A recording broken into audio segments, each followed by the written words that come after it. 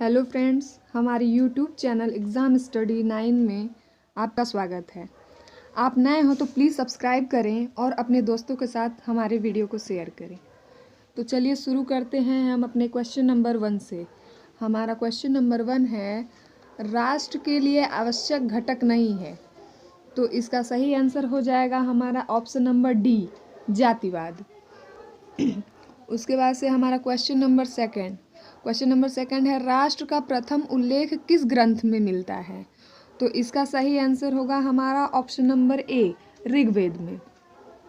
Question number three है हमारा, पद्मावत किसकी रचना है। तो इसकी सही ऑप्शन होगा हमारा ऑप्शन नंबर डी, जायसी की। अब चलते हैं हम अपने क्वेश्चन नंबर 4 पे। हमारा क्वेश्चन नंबर 4 है, संस्कृति शब्द का अर्थ है। तो इसका हमारा आंसर हो जाएगा ऑप्शन नंबर ए, सभ्यता। क्वेश्चन नंबर 5, भारतीय संस्कृति का स्वरूप मूलतः मानवतावादी है, यह कथन। तो इसका सही आंसर हो जाएगा हमारा ऑप्शन नंबर ए, सत्य है। क्वेश्चन नंबर 6 हमारा है, वैदिक साहित्य की अंतिम कड़ी है। तो ये हमारा सही आंसर हो जाएगा ऑप्शन नंबर ए, उपनिषद। अब हमारा आता है क्वेश्चन नंबर 7, द्वैपायन नाम है। तो इसका हमारा सही आंसर हो जाएगा ऑप्शन नंबर सी, वेद व्यास का। अब चलते हैं अगले क्वेश्चन पे। क्वेश्चन नंबर 8, प्राचीन भारतीय साहित्य में सोना के लिए कौन सा नाम नहीं मिलता है। तो इसका सही आंसर हो जाएगा ऑप्शन नंबर सी, रजत। क्वेश्चन नंबर 9, निम्नलिखित में कौन आचार्य चिकित्सा विज्ञान से संबंधित नहीं है। तो इसका आंसर हमारा हो जाएगा ऑप्शन नंबर ए, नागार्जुन। अब चलते हैं क्वेश्चन नंबर 10 पे। त्रपु शब्द किस धातु से संबंधित है। तो इसका आंसर हमारा हो जाएगा ऑप्शन नंबर सी, लोहा। चलिए क्वेश्चन नंबर 11 हमारा है, तराइन की लड़ाई कब हुई थी। तो इसका हमारा सही आंसर हो जाएगा ऑप्शन नंबर ए, 1192 ईस्वी में। अब आता है क्वेश्चन नंबर 12, पानीपत का प्रथम संग्राम कब हुआ था। तो इसका हमारा सही आंसर हो जाएगा ऑप्शन नंबर बी, 1526 ईस्वी में। अब आता है हमारा क्वेश्चन नंबर 13, पानीपत का द्वितीय युद्ध किसके बीच में हुआ था। तो इसका हमारा सही आंसर हो जाएगा option number A, Prithviraj Chauhan और मोहम्मद गौरी के बीच हुआ था। अब आता है क्वेश्चन नंबर 14, कौटिल्य का सप्तांग सिद्धांत संबंधित है। तो इसका हमारा सही आंसर हो जाएगा ऑप्शन नंबर ए, राज्य की परिभाषा से। अब आता है हमारा क्वेश्चन नंबर 15। तो हमारा क्वेश्चन नंबर 15 है, प्राचीन भारतीय गणराज्य में महाजनपदों की संख्या थी। तो इसका हमारा सही आंसर हो जाएगा ऑप्शन नंबर बी, 16। अब चलिए क्वेश्चन नंबर 16 पे। बौद्ध चित्रकला में प्रमुख केंद्र अजंता गुफा में किन वस्तुओं का अद्वितीय संगम है। तो इसका हमारा आंसर हो जाएगा ऑप्शन नंबर ए, चित्रकला, मूर्तिकला और स्थापत्य कला। अब आता है हमारा क्वेश्चन नंबर 17। तो हमारा क्वेश्चन नंबर 17 है, रामायण की रचना किसने की थी। तो इसका हमारा सही आंसर हो जाएगा ऑप्शन नंबर सी, वाल्मीकि ने। अब आते हैं हम क्वेश्चन नंबर 18 पे। चरक दरबार में थे। तो इसका हमारा आंसर हो जाएगा ऑप्शन नंबर ए, कनिष्क के। अब चलते हैं क्वेश्चन नंबर 19 पे। धार्मिक पत्रिका कल्याण किस शहर से प्रकाशित होती है। तो इसका हमारा आंसर हो जाएगा ऑप्शन नंबर बी, गोरखपुर से। अब चलते हैं क्वेश्चन नंबर 20 पे। तो हमारा क्वेश्चन नंबर 20 है, महावीर स्वामी का प्रारंभिक नाम था। तो इसका हमारा आंसर हो जाएगा ऑप्शन नंबर बी, वर्धमान। अब हम चलते हैं क्वेश्चन नंबर 21, ज्या पद्धति किसकी देन है। तो इसका आंसर हो जाएगा ऑप्शन नंबर बी, श्रीधराचार्य का है। क्वेश्चन नंबर 22, अर्थशास्त्र के रचयिता हैं। तो इसका हमारा आंसर हो जाएगा ऑप्शन नंबर ए, कौटिल्य। अब चलते हैं क्वेश्चन नंबर 23 पे। नालंदा कहाँ स्थित है। तो इसका हमारा आंसर हो जाएगा बी, बिहार में। अब आता है हमारा क्वेश्चन नंबर 24। क्वेश्चन नंबर 24, संपूर्ण बृहत्तर भारत तक किस सम्राट का साम्राज्य विस्तृत था? तो इसका हमारा आंसर हो जाएगा ऑप्शन नंबर सी, समुद्रगुप्त का। अब आते हैं क्वेश्चन नंबर 25 पे। किस भारतीय राजवंश ने सर्वप्रथम स्वर्ण मुद्राओं का प्रवर्तन किया? तो इसका हमारा आंसर हो जाएगा ऑप्शन नंबर सी, सातवाहन वंश ने। अब आता है हमारा क्वेश्चन नंबर 26 क्वेश्चन पंच महाव्रत संबंधित है। तो इसका हमारा सही आंसर होगा ऑप्शन नंबर सी, जैन धर्म से। उसके बाद से क्वेश्चन नंबर 27, किरातार्जुनीयम के रचयिता हैं, इसका हमारा आंसर हो जाएगा ऑप्शन नंबर ए, भारवी। उसके बाद हमारा आता है क्वेश्चन नंबर 28, प्रेम मार्गी कवि हैं। तो इसका हमारा आंसर हो जाएगा ऑप्शन नंबर ए, मालिक मोहम्मद जायसी। अब चलते हैं क्वेश्चन नंबर 19 पे। भारत का नेपोलियन कहा जाता है? तो इसका हमारा सही आंसर होगा ऑप्शन नंबर ए, समुद्रगुप्त को। अब आता है हमारा क्वेश्चन नंबर 13, गीत गोविंद की रचना किसने की है? तो इसका हमारा सही आंसर हो जाएगा ऑप्शन नंबर सी, जयदेव ने। उसके बाद आता है हमारा क्वेश्चन नंबर 31, कौन सा संस्कार शिक्षा से संबंधित है? तो इसका हमारा सही आंसर हो जाएगा ऑप्शन नंबर बी, उपनयन संस्कार। क्वेश्चन नंबर 32, तो क्वेश्चन नंबर 32 है, निम्नलिखित में से कौन सा अक्षय ऊर्जा का उदाहरण नहीं है? तो इसका हमारा आंसर हो जाएगा ऑप्शन नंबर बी, परमाणु ऊर्जा। प्लीज़ सब्सक्राइब कीजिए हमारे चैनल को। और उसके बाद से अब चलते हैं अपने क्वेश्चन पे। क्वेश्चन नंबर 33, काला सोना नाम से प्रसिद्ध है। तो इसका हमारा सही आंसर हो जाएगा ऑप्शन नंबर ए, कोयला। अब आता है क्वेश्चन नंबर 34, पृथ्वी का तापमान बढ़ने का प्रमुख कारण है। तो इसका हमारा आंसर हो जाएगा option number C, greenhouse प्रभाव। अब आता है हमारा क्वेश्चन नंबर 35, विश्व पर्यावरण दिवस कब मनाया जाता है? तो विश्व पर्यावरण दिवस का सही आंसर हमारा होगा ऑप्शन नंबर ए, 5 जून को। अब आते हैं क्वेश्चन नंबर 36, भारत में पर्यावरण संरक्षण अधिनियम कब पारित किया गया था? तो इसका सही आंसर हमारा हो जाएगा ऑप्शन नंबर बी, 1986 में।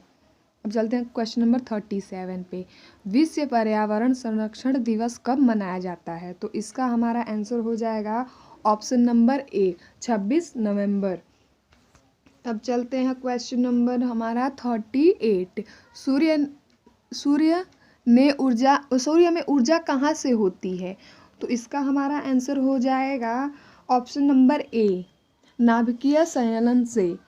अब हम चलते हैं क्वेश्चन नंबर 39, निम्न में से वायु प्रदूषण कौन है? तो इसका हमारा सही आंसर हो जाएगा option number C, carbon monoxide.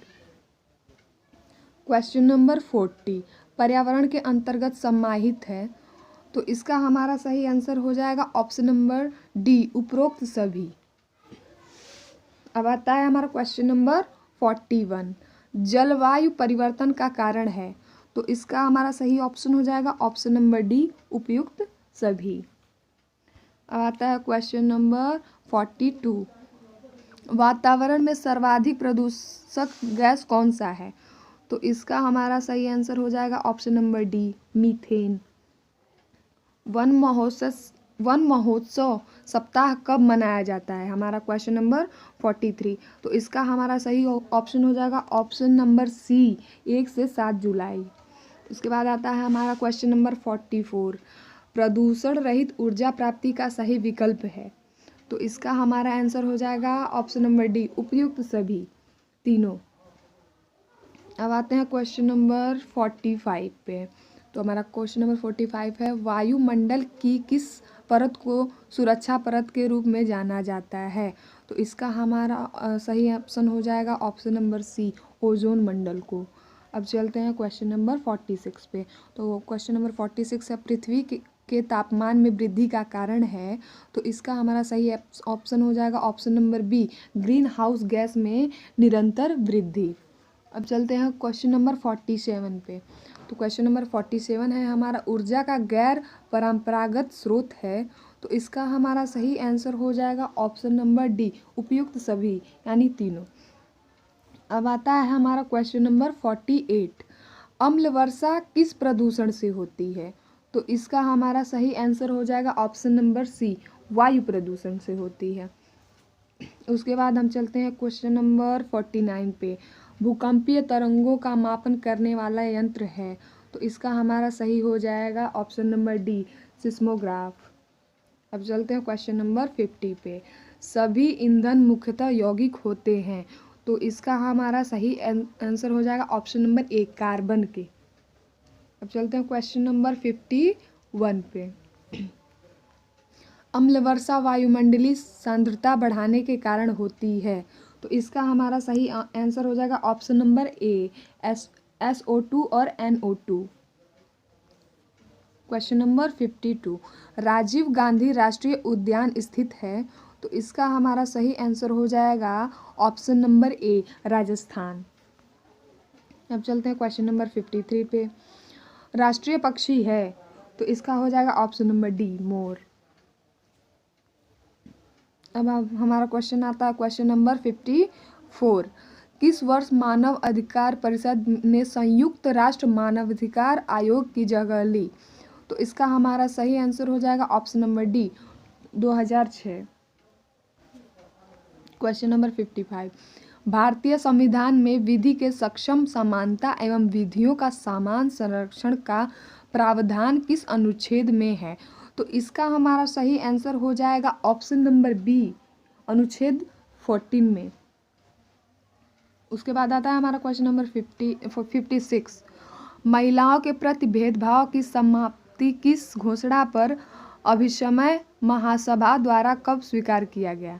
तो इसका हमारा सही ऑप्शन हो जाएगा ऑप्शन नंबर डी, 18 दिसंबर 1979। अब आता है हमारा क्वेश्चन नंबर 57, भारतीय संविधान के किस भाग में राज्य के नीति निर्देशक तत्व का प्रावधान है?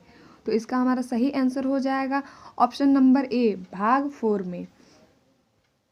अब चलते हैं क्वेश्चन नंबर 58 पे, अंतर्राष्ट्रीय महिला दिवस किस तिथि को मनाया जाता है?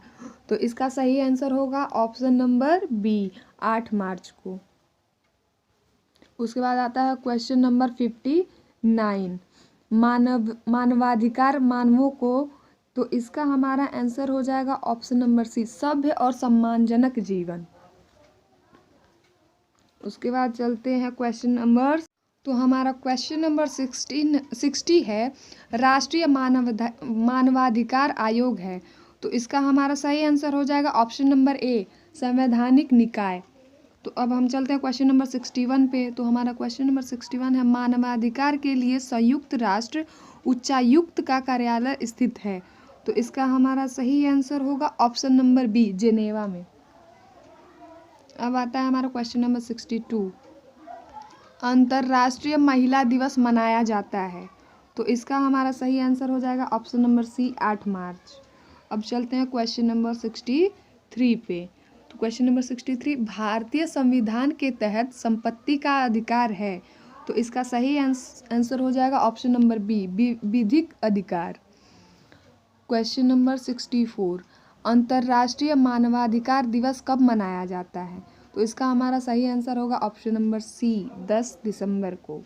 अब चलते हैं क्वेश्चन नंबर 65 पे, तीसरी पीढ़ी के मानवाधिकार को जाना जाता है। तो इसका हमारा सही आंसर होगा ऑप्शन नंबर बी, विकास का अधिकार। अब चलते हैं क्वेश्चन नंबर 66 पे, सभी मानव अधिकार सभी व्यक्तियों में अंतर्निहित है क्योंकि। तो इसका हमारा आंसर हो जाएगा ऑप्शन नंबर बी, मानवाधिकार संयुक्त राष्ट्र द्वारा प्रदान किया जाता है। उसके बाद से आता है क्वेश्चन नंबर हमारा 67। क्वेश्चन नंबर 67 है, भारत के संविधान में काम करने का अधिकार किस अनुच्छेद में दिया हुआ है? तो इसका हमारा सही आंसर हो जाएगा ऑप्शन नंबर डी, अनुच्छेद 43 में। अब चलते हैं क्वेश्चन नंबर 68 पे। तो क्वेश्चन नंबर 68 है, भारत के संविधान में समान कार्य के लिए समान वेतन की व्यवस्था सुनिश्चित है। तो इसका हमारा सही आंसर हो जाएगा ऑप्शन नंबर डी, अनुच्छेद 39D में। अब चलते हैं क्वेश्चन नंबर 69 पे।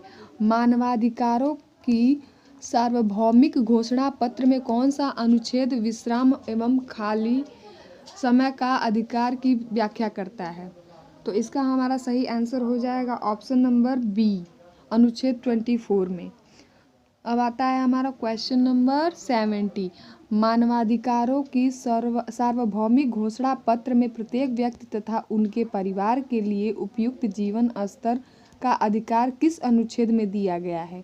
तो इसका हमारा सही आंसर हो जाएगा ऑप्शन नंबर डी, अनुच्छेद 25(1) में। अब आता है हमारा क्वेश्चन नंबर 71। मानवाधिकारों की सार्वभौमिक घोषणा पत्र में किस अनुच्छेद में देश की लोक सेवा प्रवेश का अधिकार दिया गया? तो इसका हमारा सही आंसर हो जाएगा ऑप्शन नंबर सी, अनुच्छेद 25C में। अब चलते हैं क्वेश्चन नंबर 72 पर। मानवाधिकारों की सार्वभौमिक घोषणा पत्र में किस अनुच्छेद में संघ बनाने की स्वतंत्रता दी गई है? तो इसका हमारा सही ऑप्शन हो जाएगा ऑप्शन नंबर ए, अनुच्छेद 19 में। अब चलते हैं क्वेश्चन नंबर 73 पे। Question number 73। मानवाधिकारों की सार्वभौमिक घोषणा में किस अनुच्छेद में शांतिपूर्ण सभा करने का अधिकार दिया गया है? तो इसका हमारा सही आंसर हो जाएगा ऑप्शन नंबर बी, अनुच्छेद 20 में। अब आता है क्वेश्चन नंबर 74। तो 74। भारत में संविधान के भूतलक्षी दंड विधि के विरुद्ध अधिकार किस अनुच्छेद में दिया गया है? तो इसका हमारा सही आंसर होगा ऑप्शन नंबर बी, अनुच्छेद 21 में। अब हमारा आता है क्वेश्चन नंबर 75। भारत के संविधान में एक अपराध के लिए एक से अधिक बार दंड के विरुद्ध अधिकार दिया गया। तो इसका हमारा सही आंसर हो जाएगा ऑप्शन नंबर ए, अनुच्छेद 21 में। तो हमारा वीडियो यहीं ख़त्म होता है, और अगर आपको अच्छा लगे तो प्लीज़ लाइक करें और शेयर करें। धन्यवाद।